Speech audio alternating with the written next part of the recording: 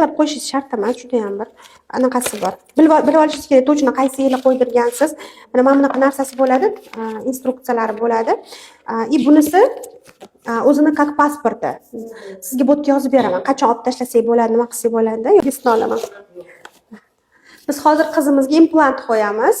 Bu qizimizda qarshi ko'rsatmalari yo'q, matkalari, tuxumdonlari hammasi normal. Kerakli ko'rsatmalarni berdik. Ozgincha qon aylanishini yaxshilashimiz kerak bu qizimizni. O'shaning uchun qon suyultiruvchi preparatlar, qon tomir devorini mustahkamlovchi preparatlar ham etdik. Обязательно. Bu ikkita qizimizga implant qo'ymasdan qaytarib yubordik, sababi ularning sog'ligiga to'g'ri kelmaydi. Hammaga ham implant qo'yishimiz kerak emas.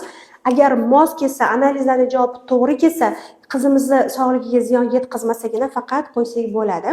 Va bu qizimizga hozir yaxshilikka ishlab beradi. Chunki progesteron saqlaganligi uchun bu qizga davolovchi ta'sir ko'rsatadi. Ayrim bir kasallik holatlari mavjud. Va mana shuni davolashga xizmat qiladi. Yaxshimisiz? Ba'zida o'zi ham chiqarganda. Da, terni orasida turadi. Shu.